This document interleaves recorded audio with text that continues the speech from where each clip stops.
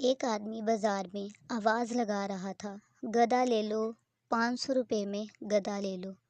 گدھا انتہائی کمزور اور لاغر قسم کا تھا۔ وہاں سے بادشاہ کا اپنے وزیر کے ساتھ گزر ہوا۔ بادشاہ وزیر کے ساتھ گدھے کے پاس آیا اور پوچھا، کتنے کا بیچ رہے ہو؟ اس نے کہا، عالی جناب، 500 دینار کا۔ بادشاہ حیران ہوتے ہوئے، اتنا مہنگا گدھا، ایسی کیا خاصیت ہے اس میں؟ وہ کہنے لگا، حضور، جو اس پر بیٹھتا ہے اسے مکہ مدینہ دکھائی دینے لگتا ہے۔ بادشاہ کو یقین نہ آیا اور کہنے لگا، اگر تمہاری بات سچ ہوئی تو ہم اس کا 1 لاکھ دینے کے لیے تیار ہیں، لیکن اگر جھوٹ ہوئی تو تمہارا سر قلم کر دیا جائے گا۔ ساتھ ہی وزیر کو کہا کہ اس پر بیٹھو اور بتاؤ کیا دکھتا ہے۔ وزیر بیٹھنے لگا تو گدھے والے نے کہا، جناب، مکہ مدینہ کسی گناہ گار انسان کو دکھائی نہیں دیتا۔ وزیر نے کہا، ہم گناہ گار نہیں ہیں، ہٹو سامنے سے۔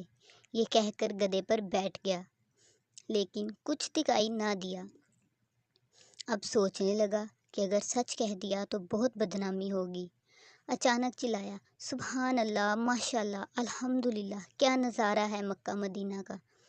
بادشاہ نے تجسس میں کہا، ہٹو، جلدی ہمیں بھی دیکھنے دو، اور خود گدھے پر بیٹھ گیا۔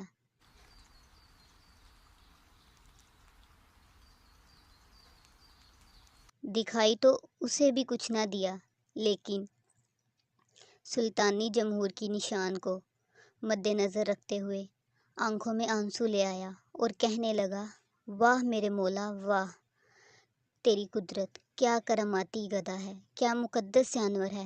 میرا وزیر مجھ جتنا نیک نہیں تھا، اسے صرف مکہ مدینہ دکھائی دیا، مجھے تو ساتھ ہی ساتھ جنت بھی دکھائی دے رہی ہے۔ اس کے اترتے ہی عوام ٹوٹ پڑی، کوئی گدھے کو چھونے کی کوشش کرنے لگا، کوئی چومنے کی، کوئی اس کے بال کاٹ کر تبرک کے طور پر رکھنے لگا۔ ذرا غور کریں، یہی کچھ حال ہمارے معاشرے میں بس رہے کچھ لوگوں کا ہے، جلسازوں کا اور مکاروں کا ہے، جنہوں نے دینی اصلاحات اور دین کے نام پر فریبی دین کا بیڑا اٹھا رکھا ہے، اور سادہ لو عوام بھی اندھے کانے بن کر پیچھے چل پڑے ہیں۔ اللہ پاک ہم سب کو سمجھ اور عمل کی توفیق عطا فرمائے، آمین۔